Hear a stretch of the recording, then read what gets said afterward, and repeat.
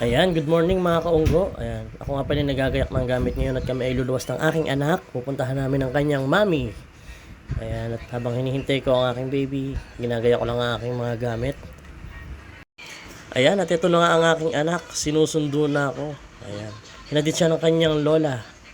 Ayan, pupunta na nga pala kami sa Cabanatuan sa bus terminal ng 5 star. Ayan, at ihahatid niya pala kami ng aking airpot. Ayan. Ayan, at eto nga, at nauna pa nga sa akin sa labas tong aking anak. Ayan, inip na at init na rin, kaya eto, aalis na nga kami.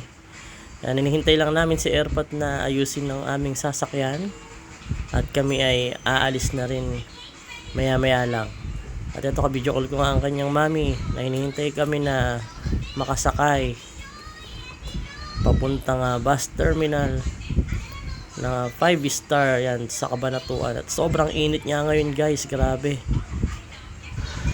Ayan, at ito na nga, nakasakay na nga kami sa aming munting sasakyan ng aming minivan na walang aircon. Ayan, pero kahit walang aircon yan, nakita nyo naman, masayang masaya ang aking baby dahil excited na siyang makapunta ng Makati. Ayan, excited na siyang makita ang kanyang mami. Ayan, ito na nga, pupunta na kami ngayon sa bus terminal sa Cabanatuan, sa 5 star bus terminal. Pero bago yan, magpapagasolina muna kami. Ayan, pupunta kami dito sa Patubig, sa gasoline station. Nakakalimutan ko kung ano pangalan ng gas station na to, guys, eh. Pero ayan, pupunta na kami dun ngayon bago kami lumarga papuntang Cabanatuan. At eto nga, kasama namin ng aking dalawang kapatid. Ayan, si Siron, nakadilaw. Yan ang aming bunso. Ayan, tingnan nyo naman ang buhok, napakahaba. Parang di anak ng barbero, di ba? At ayan, pupunta na kami sa aming first destination, ang gasoline station. Alright, let's go.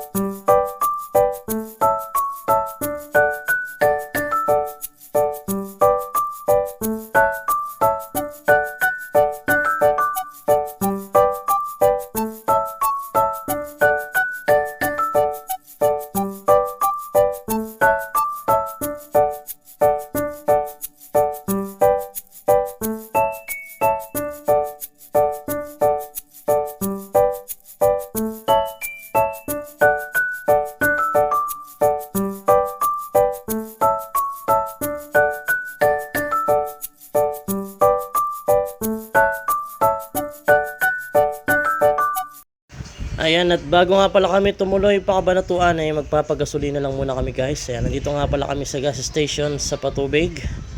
Ayan, at sabi nga ng naggagasolina ay wala daw available na premium gas.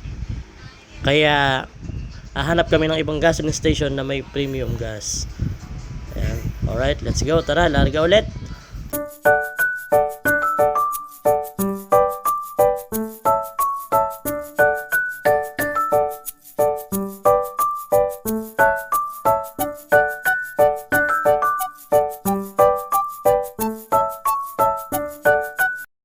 Ayan, sa wakas, at nakarating na rin kami sa bus terminal ng 5 star. Ayan, grabe nga ang init. Sobrang init dito sa Cabanatuan. Pero wala naman yatang malamig na lugar ngayon. Ayan, at ilipat na kami dito sa bus ng aking anak. Ayan, hanggang dito na lang kami. At ayan nga, sa wakas, nakasakay na rin kami ng bus. Ay, napakasarap, sobrang lamig. Masayang masaya ang aking baby at nalamigan na din daw siya sa wakas. Siyempre ako din.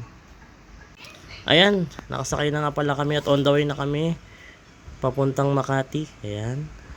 At kung di ako nagkakamali, ang daan ng bus na to ngayon ay papuntang Talavera. at ang labas ay Tarlac.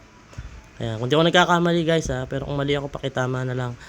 At ayan nga ang aking baby na pinaglibang ko na ng kanyang cellphone para di mainip. Ayan, buti na lang wala rin masyadong sakay ngayon, kaya hindi mahirap bumiyahe.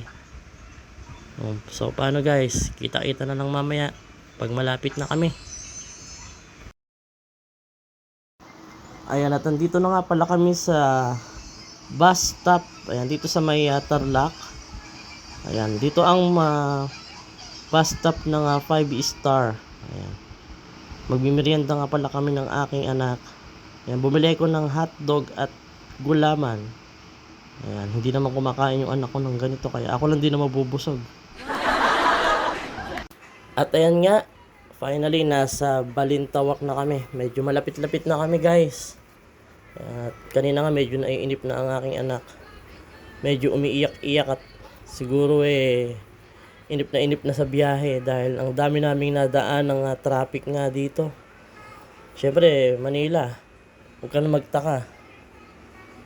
Pag Manila, napakaraming traffic talaga. Kaya eto, konti na lang anak, konting tiis na lang, malapit na tayo. At ayan, nakasakay na rin kami ng taxi. Ayan, ilang minuto na lang nga pala at nasa bahay na kami guys. Ayan, eto, buti na lang nakita namin agad si Manong na walang sakay. Kaya ayan, konting kembot na lang at kami makakarating na rin. At ako'y gutom na. Pinagluto pa naman ako ng asawa ko ng nilagang baboy. Wow, sarap nun. At sa wakas, finally, nakarating din kami ng aking anak. Medyo nakakapagod yung biyahe, pero okay lang. At least dito na rin kami. Makakakain na rin sa wakas. Ayan, tinan nyo, nauna pa sa akin yung anak ko. Kabisadong kung saan pupunta. Kahit matagal na siyang di nagpupunta dito, alam niya pa rin kung saan siya liliko once na bumaba kami ng taxi. At hanggang dito na nga lang guys. Thank you so much for watching my video. Thank you.